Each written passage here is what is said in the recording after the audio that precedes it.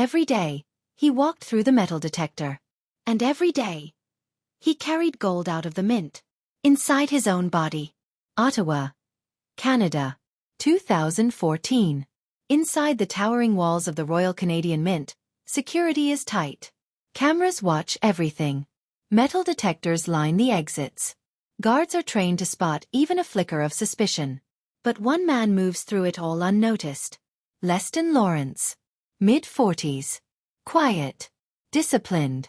A production worker at the Mint, assigned to a section where gold is melted, molded, and refined. To his co-workers, he's unremarkable, polite, punctual, a bit of a loner. To his supervisors, clean record, no drama. But there's something they don't know. Lawrence has been watching. Observing every blind spot, every shortcut. And he's realized something most people wouldn't even dare to test. The metal detectors aren't built for everything. He isn't flashy. He doesn't drive a sports car. No new clothes. No sudden lifestyle changes. But across the city, at a small gold buying shop in a suburban mall, someone's been bringing in pure gold pucks, selling them for tens of thousands in cash. Regularly. No ID. Just confidence. Enough to go unnoticed. For a while. And it all starts with a single idea. If no one sees it, if the machines don't catch it, what's stopping him? It wasn't impulse. It was patience. Lawrence didn't rush.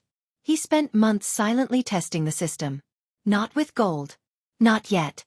But with small items. Coins, buttons, batteries. Checking what the metal detector would flag. And what it wouldn't. What guards paid attention to. And what they didn't. The answer was disturbing. No one ever asked questions. Not if you looked calm. Not if you moved with routine. And in the electro-refining section, he had access to nearly pure gold. Molten. Hot. Poured into molds. Cooled into small, heavy discs. Technically called gold pucks. About the size of a small bar of soap. Worth around $6,000 each. He didn't need a team. No driver. No lookouts. Just himself. And his own body. The human body, he realized, could smuggle what no bag or pocket could. So he started small. One puck. Slipped into a condom. Lubricated. And slowly, painfully, concealed inside himself. Then, out he walked. Past cameras. Past security. Past the metal detector. Which didn't go off. No alarms. No questions. Just another quiet man ending his shift. He repeated it. Again. And again. Each time, growing bolder. Each time, walking out with thousands in smuggled gold. Hidden deep inside. And across town, he'd sell the gold. Not to banks. Not to big dealers. But to a small local buyer. Discreet. No questions asked. The plan was insane. But it worked. Until something shifted. By mid-2015, it wasn't just a test anymore. It was a routine. Leston Lawrence had perfected his method. At the Mint, he'd select the pucks himself. Small enough to hide. Pure enough to sell. He'd wait until no one was watching. Then slip them into his locker. Later, alone, he'd prepare the gold. Always the same way. Condom, lubricant, slow concealment. A process that took nerve. Control. And a complete absence of fear. Then he'd dress. Clock out. And walk straight through security. The metal detector? It beeped for belt buckles, keys, watches. But Lawrence avoided all that. No jewelry. No coins. Nothing to distract. And the gold, buried deep enough, never triggered the system. He passed the guard every time. Made small talk. Looked tired from work. Nobody suspected. Once outside, he didn't go home.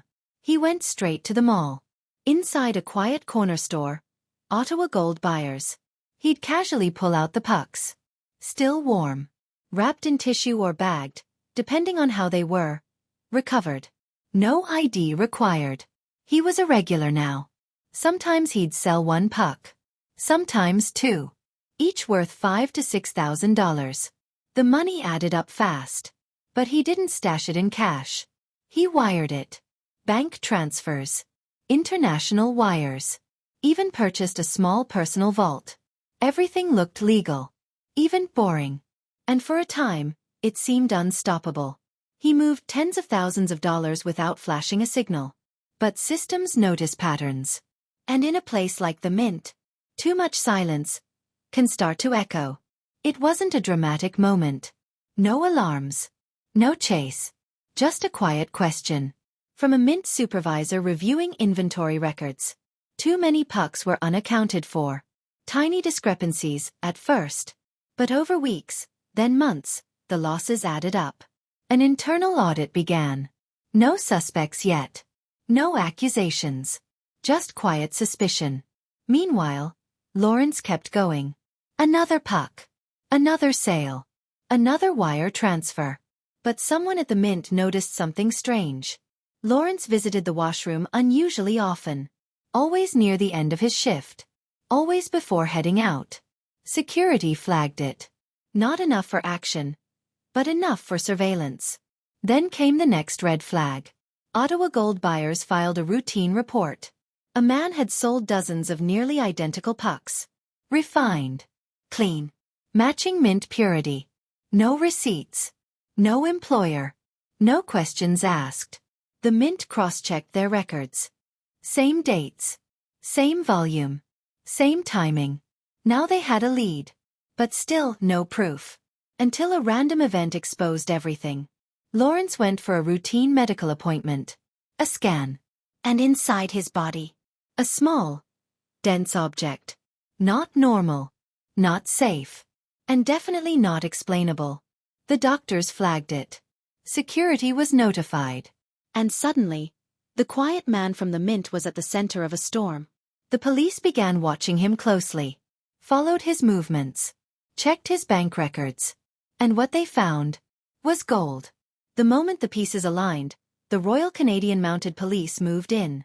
They searched Lawrence's home. What they found was damning. A personal gold testing kit. Rubber gloves. Vaseline. Several empty condom wrappers. A receipt for a personal vault purchase. And, inside that vault, 4 solid gold pucks. All perfectly matching the Mint's unique purity markers. Bank records showed wire transfers totaling over $130,000. All traced back to repeated sales at Ottawa gold buyers. When questioned, Lawrence was calm. Polite. He denied everything. Said he found the gold. Inherited it. Couldn't remember exactly. But the evidence was overwhelming. The police presented forensic data. Fingerprints. Purchase logs. Surveillance footage from the Mint showing his trips to the locker room and the restroom before every exit. There was no dramatic confession.